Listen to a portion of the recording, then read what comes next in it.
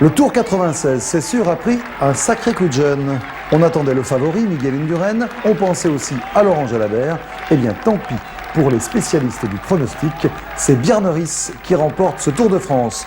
Deuxième position pour Ullrich, il gagnera certainement le Tour de France un jour. Troisième position pour Richard Virenque. Richard Virenque, un Français sur le podium, ce n'était pas arrivé depuis 1989. Mais pour bien comprendre tout ce qui s'est passé dans ce Tour de France, retour au départ à 's-Hertogenbosch.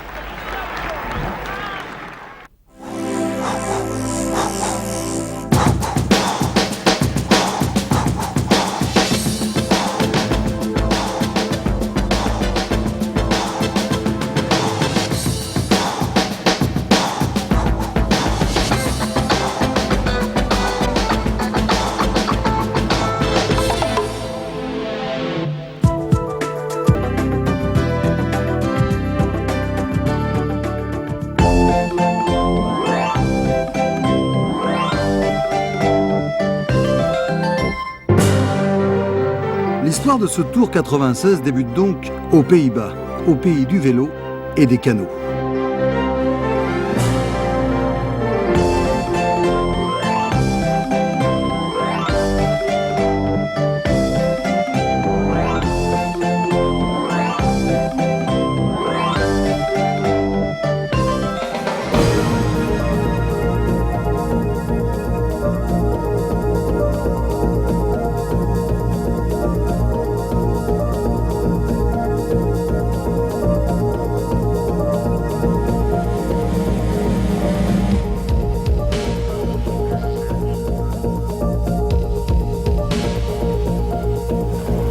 Là-bas, aux Pays-Bas, tout le monde fait du vélo, même Miguel Indurain, pour se rendre au départ du prologue du Tour 96. Il est, et c'est logique, le favori du Tour.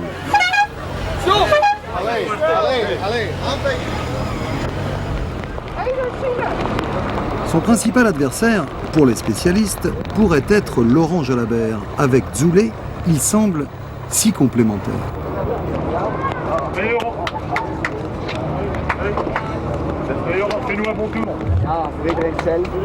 Le prologue est prévu sur une distance de plus de 9 km. Les écarts peuvent être très importants.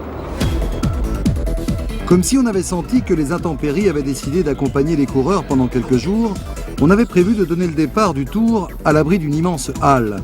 L'idée était belle, on y était à l'abri, et l'ambiance rappelait celle des 6 jours. Il restait à distribuer les premiers maillots et à passer en revue les candidats à la victoire. On avait fait de Laurent Jalabert l'un des grands favoris du Tour et c'était bien légitime. Il est le numéro 1 mondial au classement de l'UCI. Il va se classer 8e de ce prologue.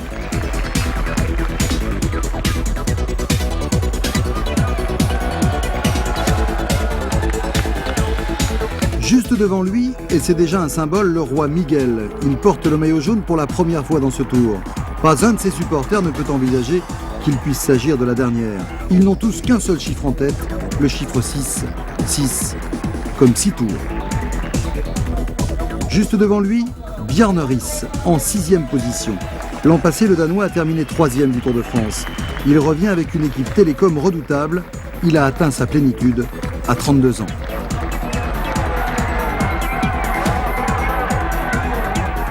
Plus expérimenté encore, Tony Rominger, il a tout gagné, le Tour d'Italie, le Tour d'Espagne. Il a également battu des records de l'heure, une victoire dans le Tour, et ce serait le vrai bonheur. Son équipe est redoutable, avec Olano par exemple, le champion du monde en titre. 4e de ce prologue, l'un des meilleurs rouleurs du monde. Si les deux hommes se complètent bien, ils peuvent poser de vrais problèmes à Miguel Indurain. On découvre le podium de ce prologue maintenant. Evgeny Berzin. Que lui manque-t-il pour gagner le Tour? De la constance sans doute. Il a toutes les qualités, mais la tête ne suit pas toujours. En 2e position, Chris Boardman, l'anglais. Il n'avait parcouru que 3 km dans le Tour 95. Il prend une moitié de revanche sur le sort à 's-Hertogenbosch. Il lui manque 2 petites secondes pour s'offrir le maillot jaune. Il est battu par Alex Zoulet, le dauphin de Miguel Indurain de la précédente édition. Avec Jalabert et Zoulet, la ONCE présente 2 favoris, comme Olano et Rominger chez Mapei, cette année, c'est sûr, Indurain devrait être attaqué.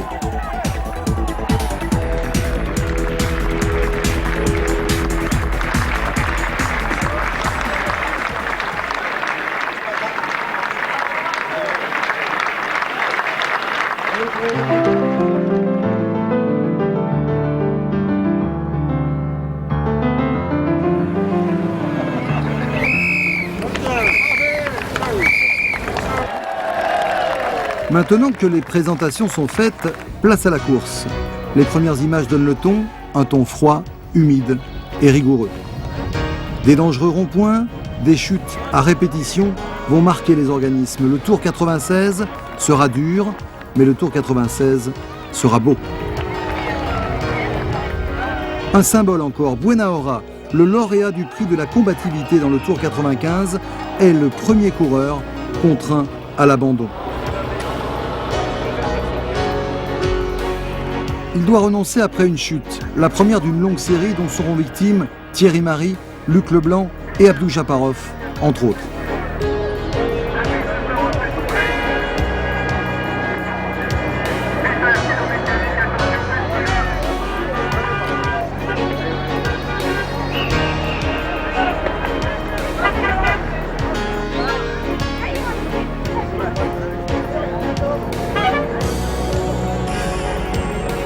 La première attaque du Tour de France a été l'œuvre d'un Français, Jackie Durand. Le premier succès dans une étape en ligne sera pour un tricolore également. Moncassin, Blythe Evans, Cipollini, les meilleurs sprinteurs du monde sont là et le jury des commissaires veille. Pour avoir tassé le Français à 50 mètres de la ligne, l'Italien est déclassé. Il accepte la sentence, la victoire est pour Moncassin, mais Cipollini donne rendez-vous à ses copains sprinteurs le lendemain à Ouascal.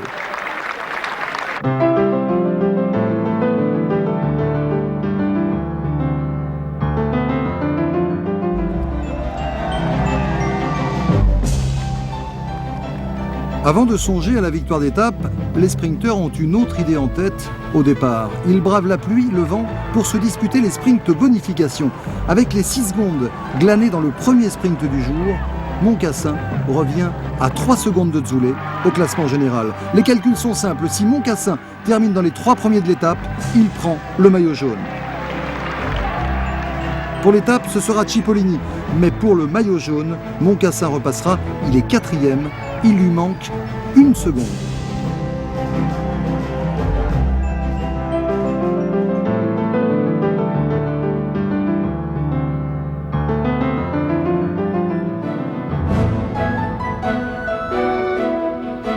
Entre Ouascal et Nogent, le Tour semble déjà essoufflé. Il souffre du froid, de la pluie aussi. L'étape est étonnamment calme.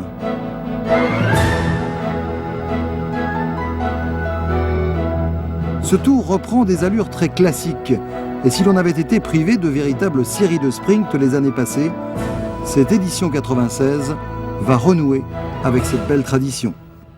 Il y a du vent de face, alors donc tous ceux qui veulent attaquer, c'est un peu difficile de lutter tout seul contre le vent ou à 2 ou 3. Donc ça roule tranquille. On s'achemine donc vers une arrivée groupée. Dans le dernier virage, sur la gauche de la route, Frédéric Moncassin évite la chute d'un rien. Là encore, la situation est claire. Pour prendre le maillot jaune d'Alex Zoulet, Moncassin doit se classer dans les 3 premiers. La victoire d'étape est pour Eric Zabel, qui devance Cipollini, encore lui. Mais c'est assez rare pour être souligné. Le 3e est aussi heureux que le premier.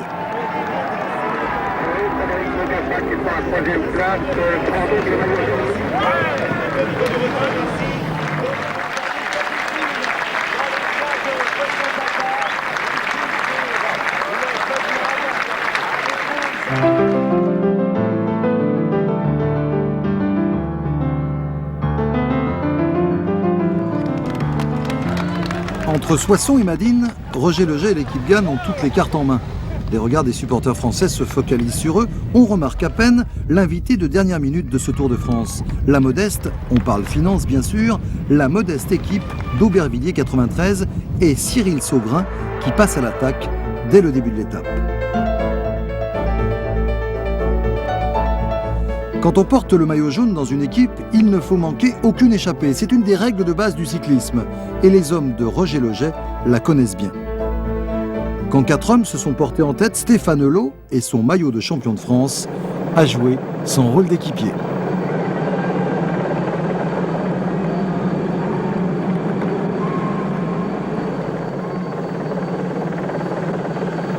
Tandis que le peloton souffre face au vent, pour les 5 hommes de tête, le sprint est inévitable.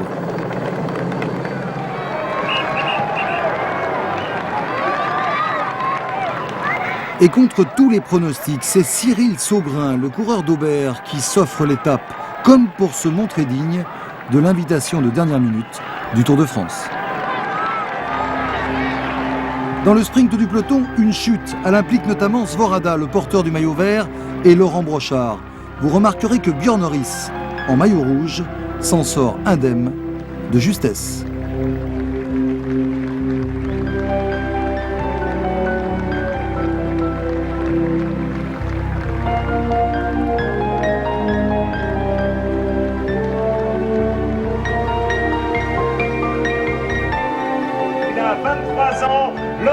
La victoire d'étape est donc pour Cyril Saugrain et l'on compte un 3e porteur du maillot jaune depuis le début du Tour. Eulot succède à son équipier Moncassin.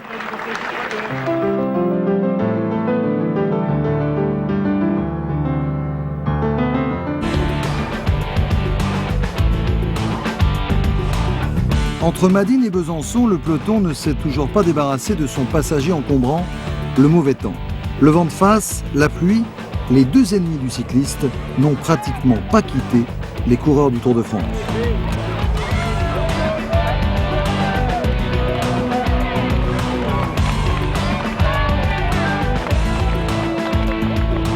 La journée est dure pour tout le monde et Jan Svorada, victime de la chute de la veille, s'arrêtera là. Très peu d'attaques au programme du jour et pour la 4e fois, on s'explique au sprint. Moncassin, Cipollini, Zabel ont déjà gagné. Le vainqueur du jour s'appelle Blythe Evans.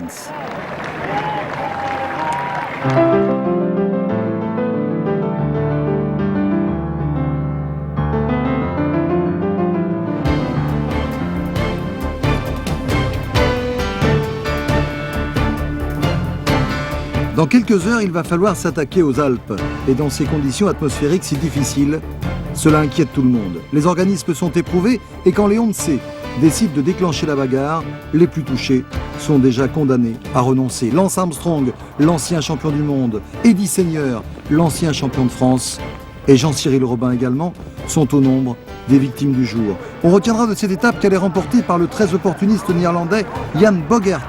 Mais les esprits sont déjà ailleurs. Demain, il faudra attaquer le col de la Madeleine, le Cormet de Roseland et la montée vers les Arcs.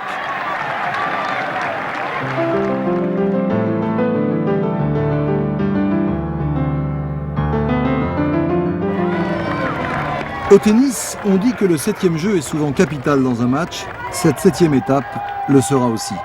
Ce jour-là, la pluie ne va pas freiner le peloton. On va vivre l'un des épisodes les plus spectaculaires de ces dernières années. Dans les regards, on a lu dès le départ une certaine inquiétude.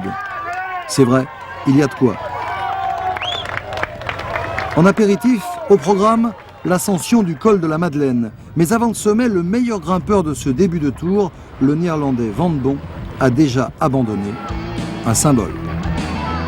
Au sommet de la Madeleine, 31 coureurs forment le premier groupe. Virenque prend un acompte sur le maillot à pois devant Indurain et Zoulé, les 2 premiers du Tour 95. Mais derrière, les premières défaillances. Le maillot jaune en personne est en difficulté. Plus surprenant encore, Laurent Jalabert, incapable de suivre. Dans la descente, les conditions climatiques sont encore plus difficiles. Elles seront fatales à Eulot. Victime d'une douleur tenace au genou, il pose 2 fois pied à terre avant de renoncer.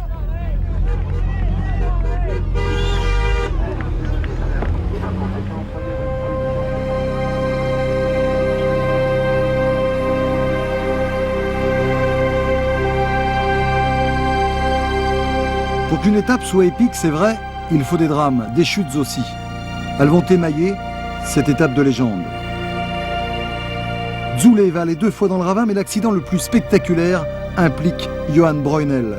on a du mal à croire que toutes ces chutes n'ont provoqué aucune blessure grave.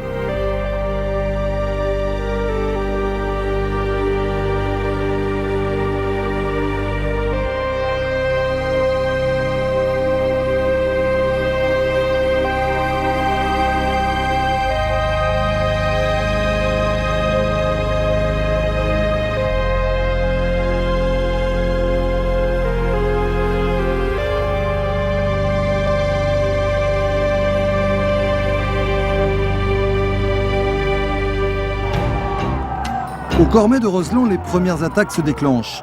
Mais la grande bagarre, elle a lieu derrière. Au sommet du Cormet, Dufaux a contré.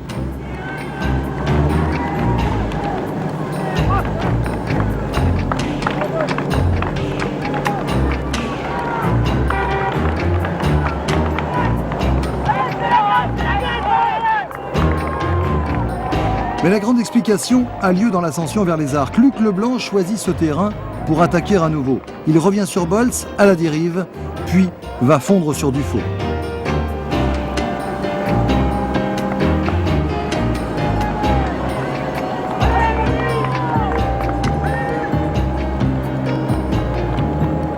On en est à admirer la performance de Luc Leblanc quand se produit la plus grande sensation du jour. Une image nous montre un homme en difficulté. Miguel Indurain, vainqueur de 5 tours consécutifs, connaît l'une de ses premières grosses défaillances.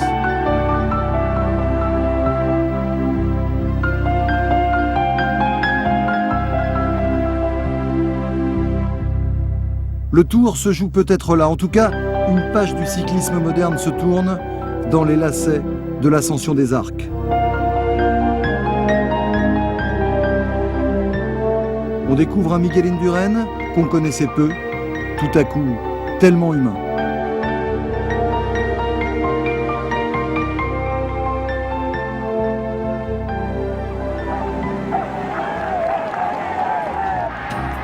Pour la victoire, Luc Leblanc ne peut pas être rejoint. Comme à Hautacam en 1994, le Français gagne l'étape.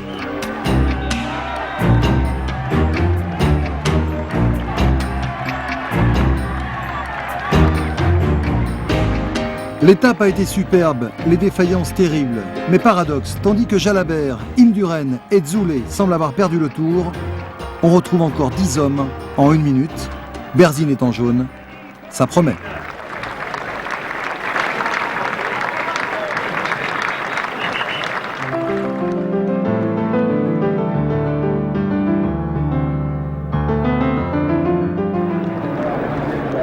En ce dimanche 7 juillet, Evgeny Berzin est en jaune, mais il n'a qu'une toute petite avance sur ses principaux adversaires. Il est considéré pourtant comme le favori du contre-la-montre qui mènera les coureurs à Val d'Isère.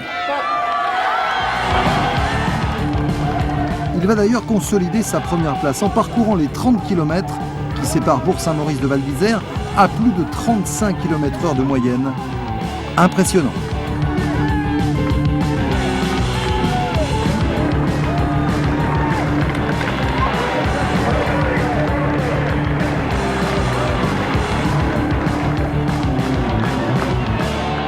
Deuxième de ce contre-la-montre et dauphin de Berzin au classement général, le Danois Bjarne-Riis. Il fait tout à coup forte impression, parce qu'il affiche une belle sérénité et parce que son équipe Télécom, avec Ulrich, qui va prendre la 6e place du contre-la-montre, paraît tout à coup très forte.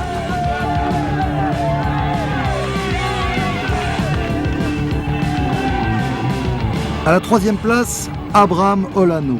Le champion du monde fait partie des favoris de ce tour, c'est certain, même si on commence à s'interroger sur la tactique que va pouvoir employer l'équipe Mapei avec ses 2 leaders. Car Tony Rominger pointe à la 4e place du classement général aujourd'hui. Il manque peut-être un peu de fraîcheur, mais son expérience peut faire la différence. On est très pessimiste en revanche pour Miguel Indurain. Sa défaillance de la veille n'était pas qu'un incident de course. Miguel, vous prenez le maillot aujourd'hui? No, fue una bomba contra la Mon, fue un otro jour. Arrivé à Paris, c'est meilleur. Ce n'était pas qu'une fringale comme on dit. Sa 5e place à Val d'Isère montre tout à coup les véritables limites de Miguel Indurain. Mais on devrait en savoir davantage le lendemain. Au programme, l'Iseran, le Galibier et Sestrières.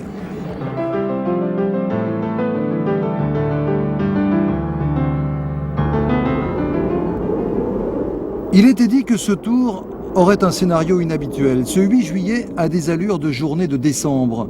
La neige et le vent interdisent l'accès au Galibier à un peloton cycliste.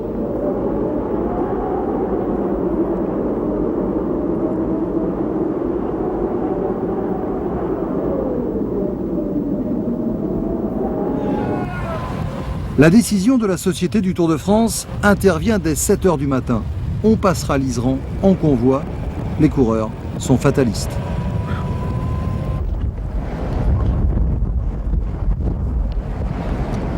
C'est dommage, c'est une très belle étape, mais quand même, là, pour monter là, avec la neige et tout, c'est trop dangereux. Au pied du Galibier, le directeur du Tour prend une nouvelle décision. La sécurité des coureurs ne peut pas être assurée. Alors on ne prendra le départ qu'à Monnetier-les-Bains, au kilomètre 143, le temps de se couvrir chaudement. On disputera l'étape sur 46 km.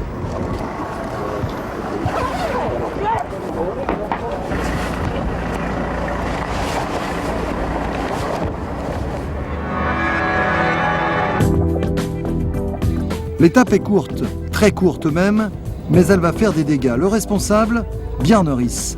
Le Danois a décidé de partir en solitaire. Il passe seul en tête au col de Montgenèvre. Derrière, Berzin et Olano se chargent de mener la poursuite, mais Riis accélère encore. Riis accélère toujours. Oh, c'est bien derrière. Un rebond,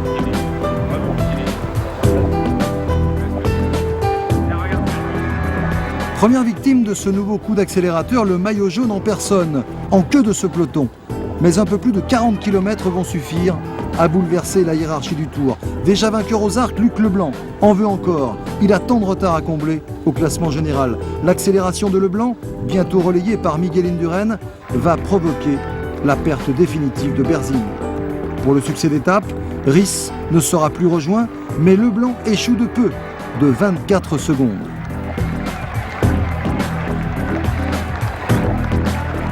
Derrière lui, Virenque et Rominger font une belle opération au classement général.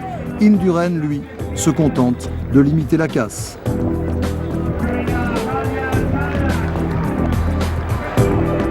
Bjarne Riis prend le maillot jaune, devant Berzin battu et devant Rominger.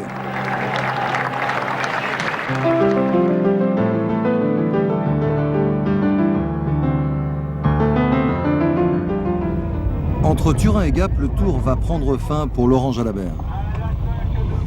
Je pensais que je pouvais me refaire une santé, mais apparemment, bon, je crois que hier j'ai eu un sursis. J'étais tellement malade avant-hier après le chrono que bon, j'étais même pas raisonnable de repartir, mais je pensais pouvoir récupérer, quoi. Le Tour 96 avait été présenté comme un duel Indurain-Jalabert. Le cyclisme et le Tour de France, ce n'est pas aussi simple que ça. Pas simple non plus la tactique de l'équipier d'un maillot jaune. Avec Virenque et Ougroumov, Ullrich en maillot télécom est projeté à l'avant. L'échappée a 3 minutes d'avance, mais Ullrich doit appliquer les consignes. Pas question de favoriser les plans de Virenque. Virenque râlera un peu bien sûr, pour la forme, mais le cyclisme a des règles et il le sait bien.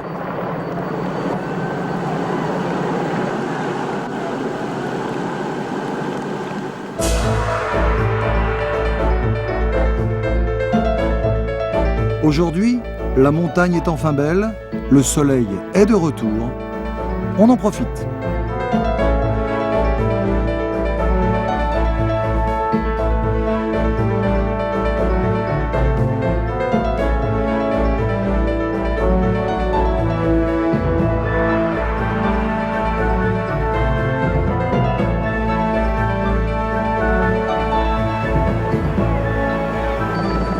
Le Danois Rolf Sørensen a bien failli apprécier cette journée, plus encore que les autres. À quelques kilomètres de l'arrivée, il est seul en tête.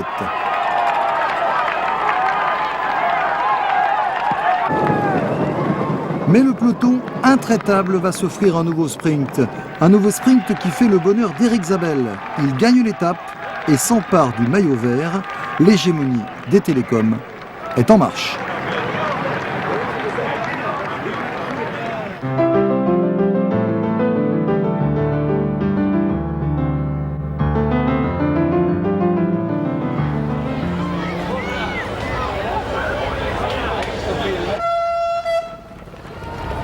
Pour troubler le règne des télécoms, dans la course au maillot, Richard Virenque n'a pas trop de soucis à se faire.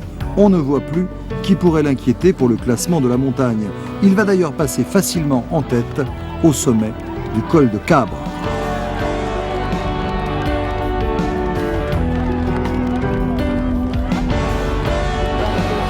Richard peut songer maintenant aux Pyrénées et à la possibilité qui lui sera offerte de s'offrir une belle place au classement général. Dans la descente de Cabre, 4 hommes se portent en tête. Savoldelli, Jaherman, Bourguignon et Brochard. On est encore loin, très loin de l'arrivée.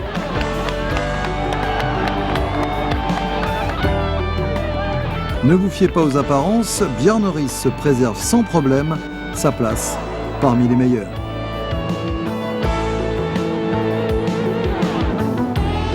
Un groupe de contre s'est formé, groupe de 8 hommes qui comptent 3 minutes d'avance à 36 km de l'arrivée. Savoldelli, Jaherman, Bourguignon n'ont pas réussi à prendre le bon wagon, seul Brochard est rescapé de la première échappée.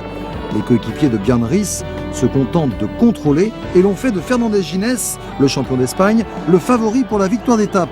Mais le Tour de France réserve décidément son lot de surprises. À Valence, c'est le petit Colombien, Chepe González, qui piège tout le monde.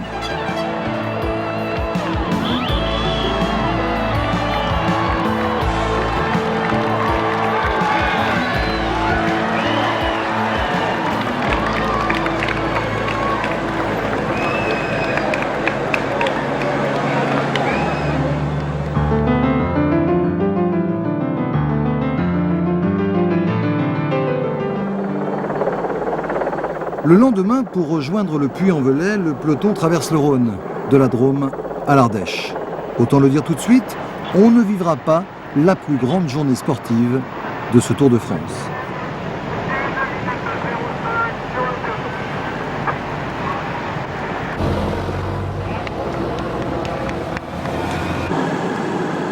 Dans l'échappée qui a pris forme dès les premiers kilomètres, il n'y a aucun prétendant à la victoire finale, mais dans cette échappée, il y a un certain Pascal Richard. Roux, Van Zella, Breukink, Nelissen, Garcia Casas, Gualdi, Skibi et Mauri savent peut-être que le Suisse Richard a la bonne habitude de ne jamais être battu quand il figure dans une échappée.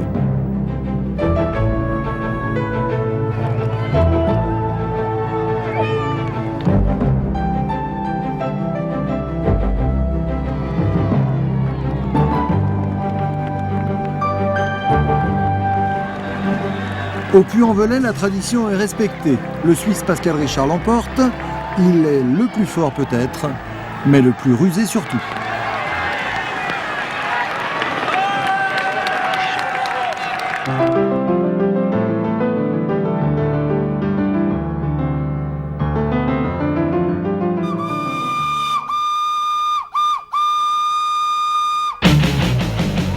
Au départ du Puy pour la 13e étape de ce Tour de France, l'allure est excessivement rapide. On va parcourir plus de 49 km dans la première heure. Aujourd'hui, les Banestos semblent décidés à favoriser une attaque de Miguel Indurain.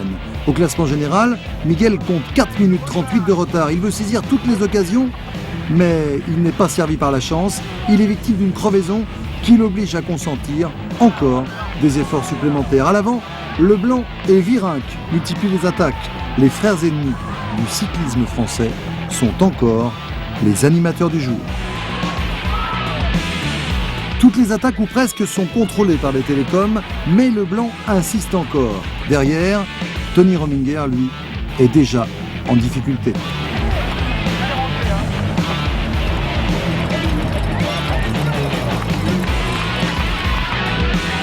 Leblanc a été repris, Leblanc a attaqué encore. Et Virenque le contre maintenant, ils sont intenables, les petits Français. Ils obligent les télécoms à travailler encore. En équipier modèle, Jan Ullrich emmène le peloton maillot jaune. Le scénario se répète encore, Leblanc et Virenque en remettent une petite couche, cette fois-ci c'est la bonne. Ils vont reprendre 1 à 1 les échappés de la première heure.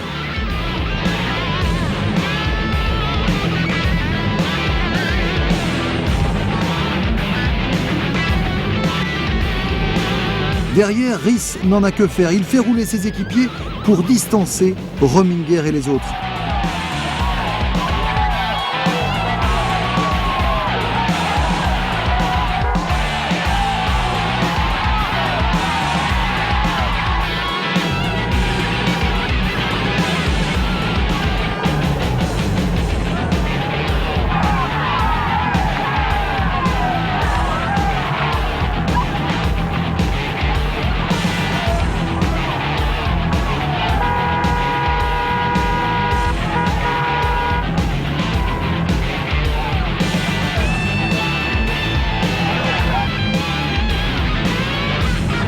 Il faut désigner maintenant le vainqueur de l'étape. Sorensen, Rodriguez, Savoldelli, Leblanc ou Virenque.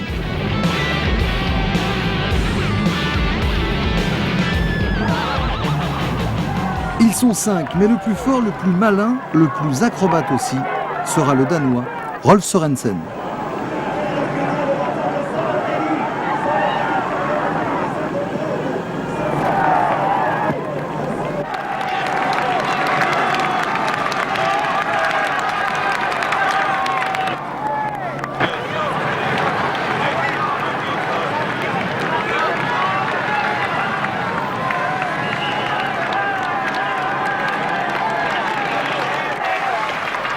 Un Danois vainqueur d'étape, un Danois toujours en jaune, et il faut le noter, c'est Miguel Indurain qui est le plus rapide du groupe Indurain, toujours à 4 minutes 38 au classement général.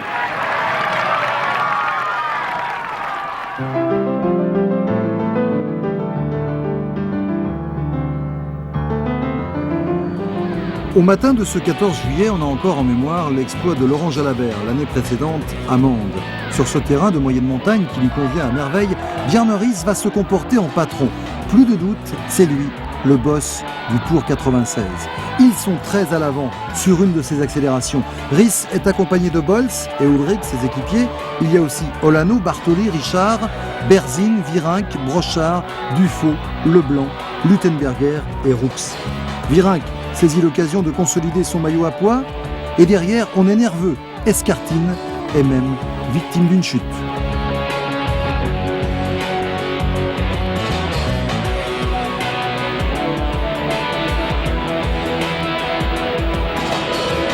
Devant, Bjarne Riis sent le bon coup. Il mène et organise l'offensive. Il veut mettre tout de suite un point final au suspense du Tour 96. Indurain est piégé. Les Banesto doivent rouler. Ils doivent prendre cette échappée au sérieux, d'autant plus que tout à coup, Berzin est enfin décidé à collaborer.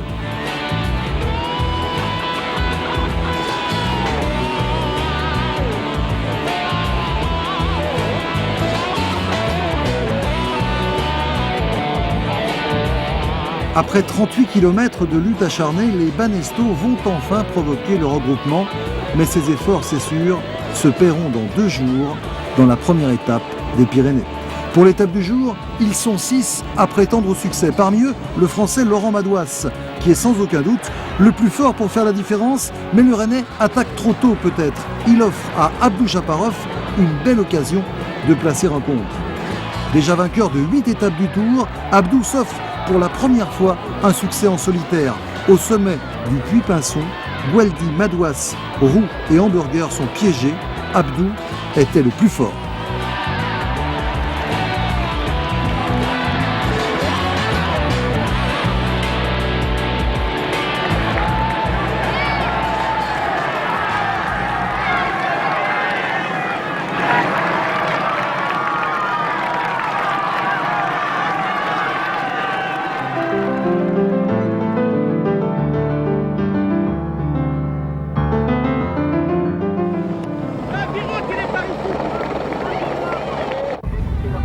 Entre Brive et Villeneuve-sur-Lot, chez les supporters de Laurent Roux, les coureurs ont déjà en tête l'étape du lendemain, celle qui les emmènera au sommet d'Otakam, près de Lourdes. Alors les 136 rescapés du Tour 96 campent sur leur position. Ils sont 6 à profiter de cette relative accalmie. Bartoli, Stephens, Podenzana, le marchand, Van Peteghem et Guérini.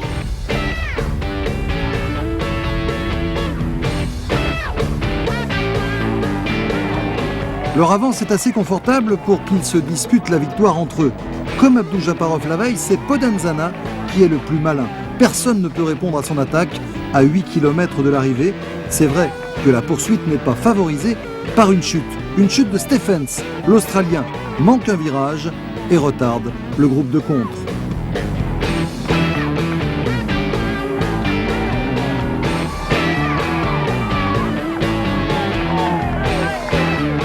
Podenzana ne verra jamais cet incident. Il est déjà occupé à savourer son succès.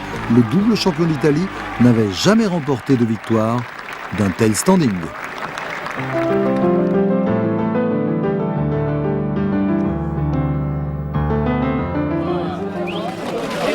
Mardi 16 juillet, c'est l'anniversaire de Miguel. Mais si on osait, on dirait que ce jour-là, ça n'allait pas être sa fête. L'étape pyrénéenne sera dure pour tout le monde, pour le quintuple vainqueur du Tour également. L'étape est longue de 199 km, mais tout se passe dans les derniers, ceux de l'ascension d'Otakam. C'est Alex Zoulet, le Suisse, qui déclenche la bagarre, comme s'il voulait rappeler que l'an passé, il avait été le premier dauphin du roi Miguel. Il se lance dans un beau baroud qui ne sera qu'un baroud d'honneur. Il reprend Laurent Roux, une fois encore dans le rôle de l'attaquant de la première heure. Mais dans le groupe maillot jaune, Jan Ullrich prépare déjà le terrain.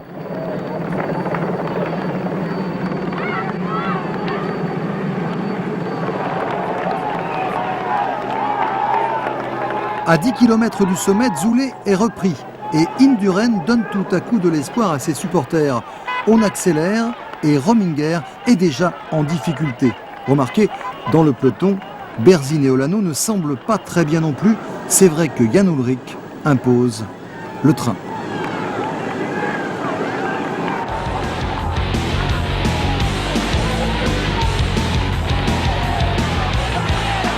On est à moins de 8 km du sommet quand Riss adopte une attitude singulière. Il se laisse déborder par le petit groupe de tête et les plus pessimistes voilà les signes avant-coureurs d'une défaillance. Erreur. Riss est en train de jouer avec ses adversaires. 3 fois il va attaquer, 3 fois il va observer, apprécier ce qui est l'un des plus beaux épisodes du Tour 96.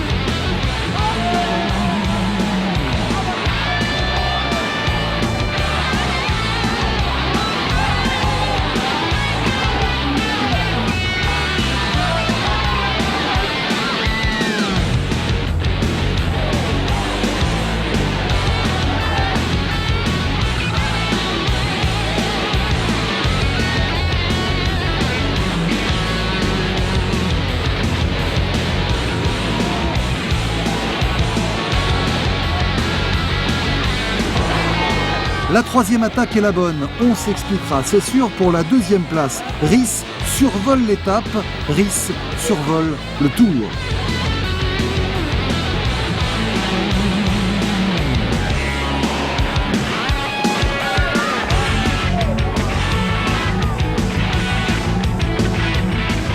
Derrière, on compte les victimes. Indurain, une fois de plus, est en difficulté avec Olano et Luttenberger. Une fois encore, Virenque et Leblanc sont les seuls à tenter de suivre.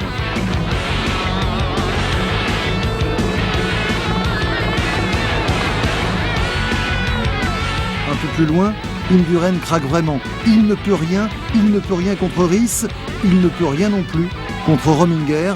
Rominger qui le laisse sur place.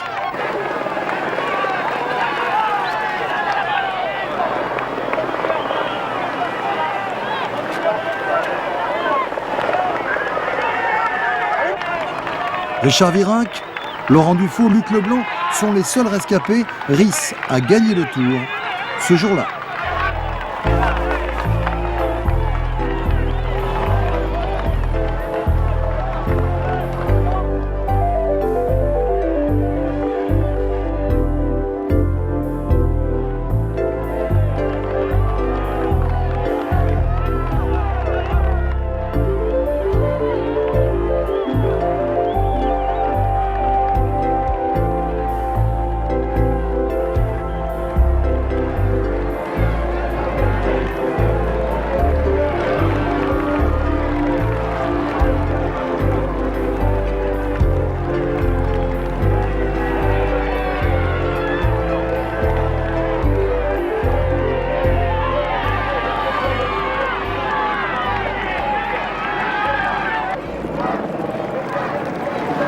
Pour la deuxième place, Virenque, avec la complicité de Dufaux, devance nettement Leblanc.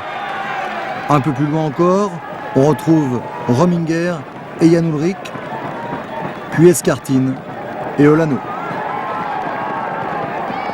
Indurain, encore battu, abandonne 2 minutes et 28 secondes.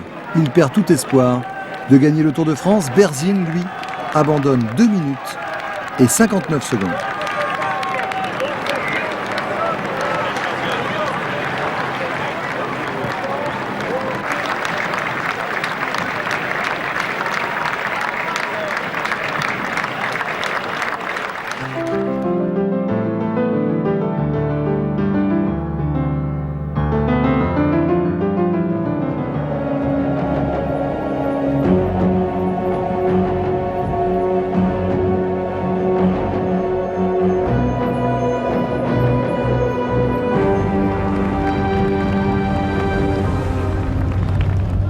« 262 km entre Argelès-Gazost et Pampelune, c'est beaucoup.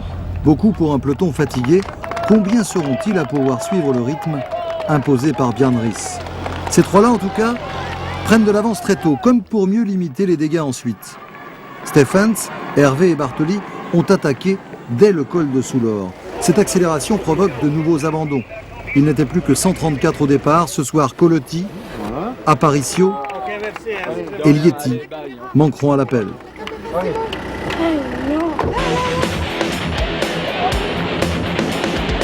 Devant, on retrouve toujours les mêmes. Laurent Dufaux, le Suisse, qui travaille pour Richard Virenque et les Festina. Pour les télécoms, c'est Jan Ullrich qui prend les choses en main.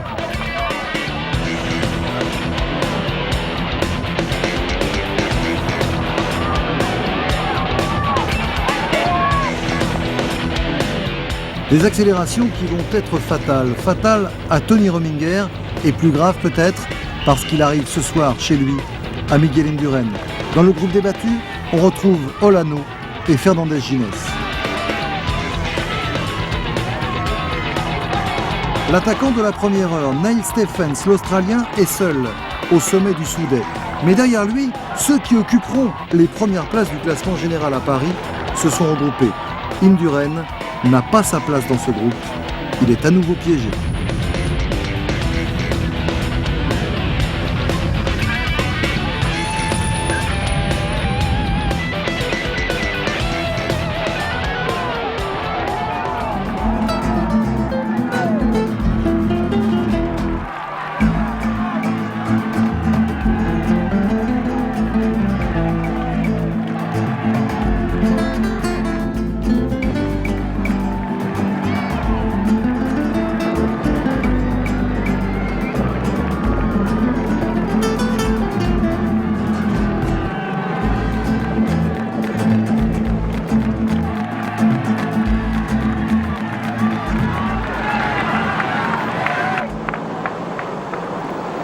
Dans le groupe de tête, avec Bjarne Riss, ils sont 7.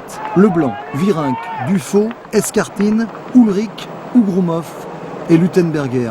Ces 8 coureurs occuperont les 8 premières places au classement général final.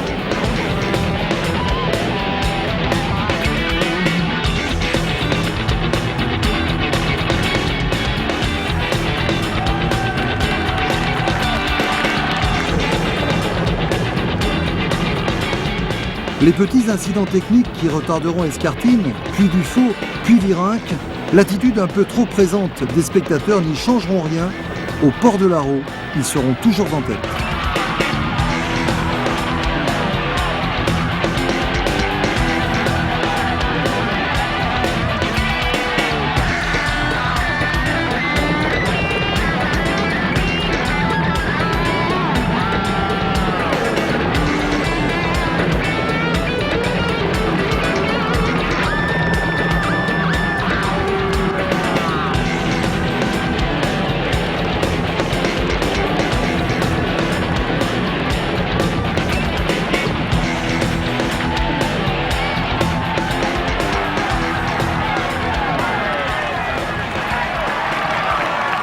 Au sommet, bien sûr, Richard Virenque va passer en tête. Les 8 comptent alors 4 minutes 50 d'avance sur le groupe Olano, Rominger, Indurain.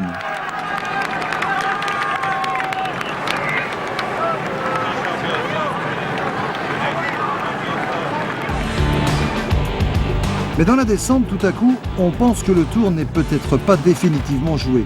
L'écart est tombé à 2 minutes 30.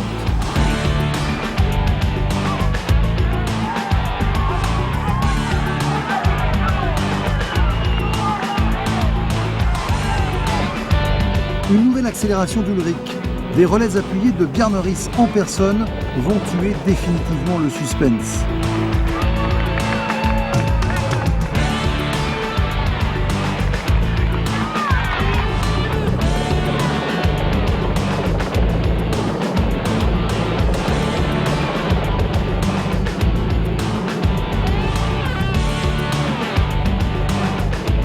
Pour la victoire d'étape, Laurent Dufaux va prendre la bonne roue, celle de Bjarne. Il va même le dominer au sprint. Mais le Danois est le grand vainqueur du jour. Il a relégué Rominger, Olano, Indurain et les autres à plus de 8 minutes et placé Ulrich à la 2e place du classement général.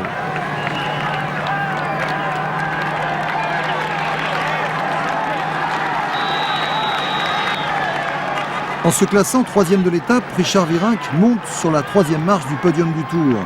Indurain est battu, c'est sûr, mais Miguel va montrer ce jour-là, quand il passera dans son village natal, que s'il a su gagner pendant 5 ans, il sait perdre aussi, avec courage et dignité.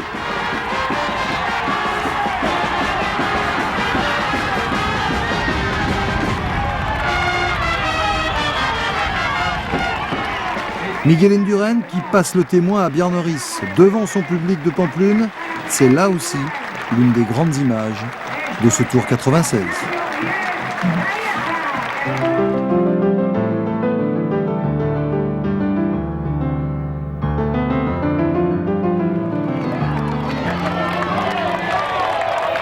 Miguel Indurain va quitter les siens pour 154 km 500 entre Pamplune et Hendaye à 4 jours de l'arrivée à Paris.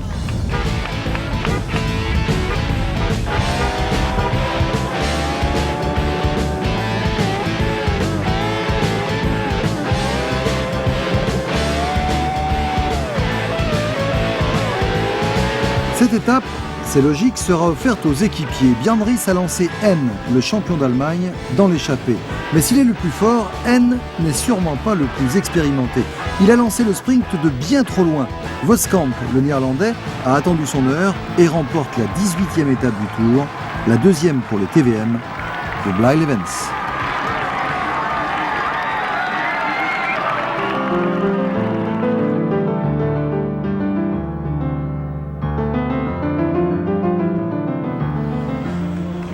Le dernier contre-la-montre du Tour aura lieu dans la région de Bordeaux.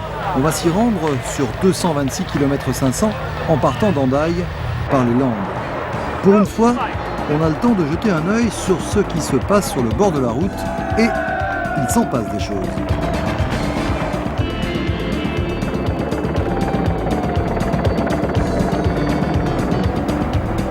Bientôt rejoint par Wouters, Gilles Tallement a rêvé pendant 44 km.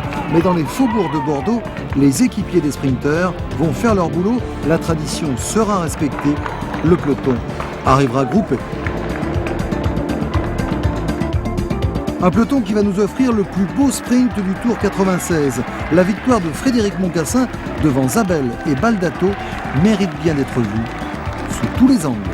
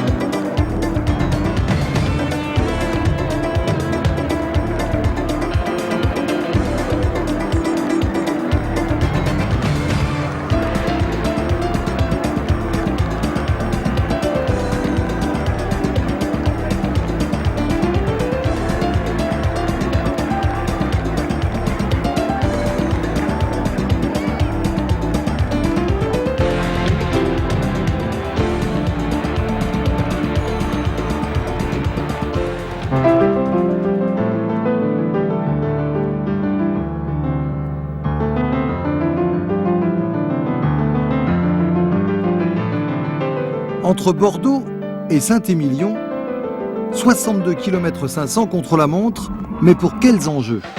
Pour la 3e place sur le podium tout d'abord. La lutte est fratricide. Laurent Dufaux, le Suisse, n'a qu'1 minute et 27 secondes de retard sur Richard Virenque. Il réalise le meilleur contre-la-montre de sa carrière. Il se classe 5e de l'étape.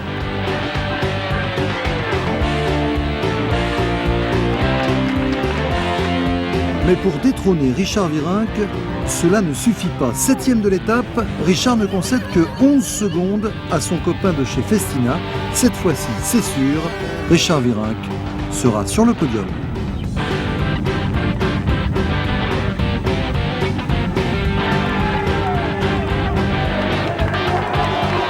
Jan Ullrich, lui, n'est qu'à 3 minutes 59 de Riss, son leader. A priori, rien ne peut arriver.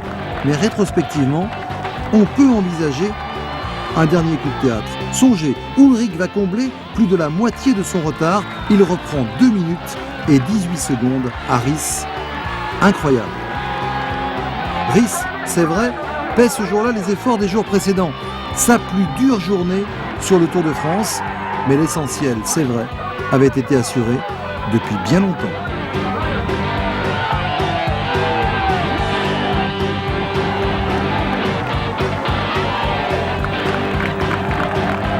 Au chapitre des performances toujours, Luc Leblanc. Le contre-la-montre, on le sait, n'est pas sa spécialité, mais ce jour-là, il dépasse à la fois Ougromov et Escartine pour s'offrir la 6e place du Tour 96.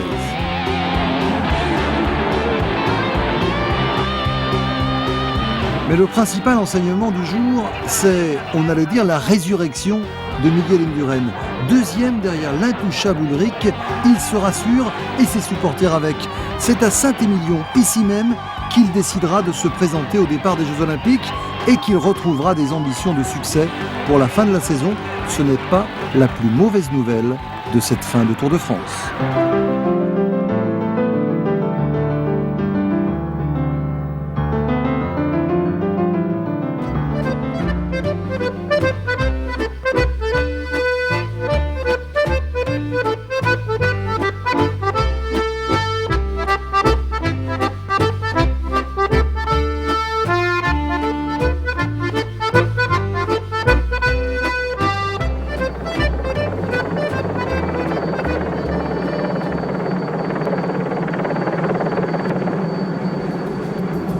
Le dernier épisode de ce Tour 96 à Paris, c'est la fête. La fête pour 129 rescapés, rescapés du froid, du vent, de la pluie, puis de la chaleur, rescapés des Alpes et des Pyrénées. Un petit défilé à la Bastille et on s'achemine comme toujours vers un sprint massif. Les télécoms veillent, l'échappée sera revue dans le dernier tour.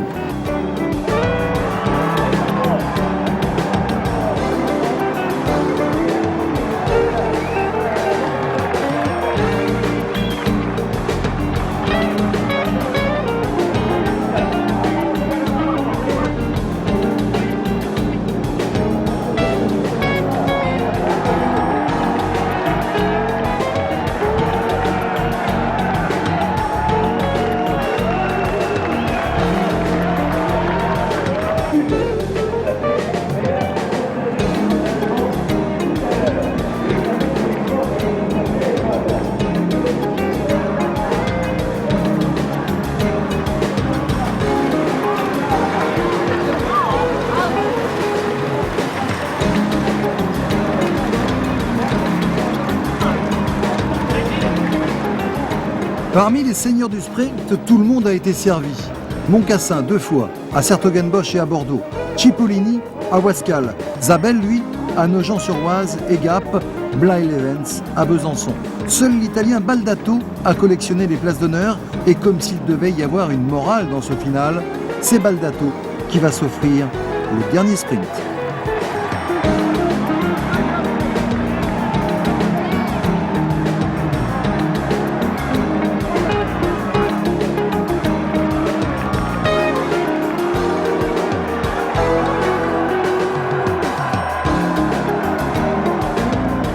Aux Champs-Élysées avec en prime l'hommage de Frédéric Moncassin dès la ligne d'arrivée franchie.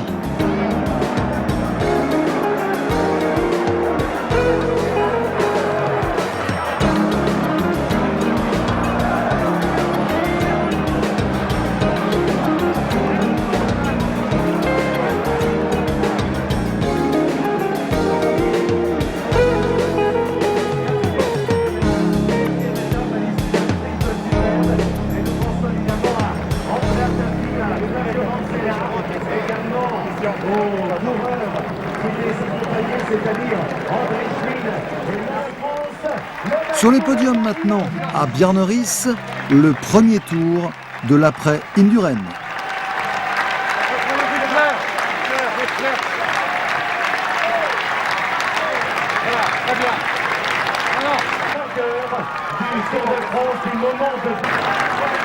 À Eric Zabel, la succession de Laurent Jalabert pour le maillot vert.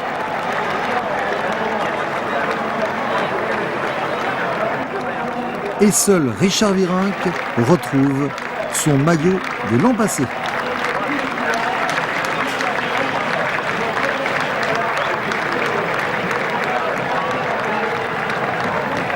Dans l'ordre, Ries, Ulrich, Virenque, vous n'étiez certainement pas nombreux à l'avoir dans l'ordre à 's-Hertogenbosch.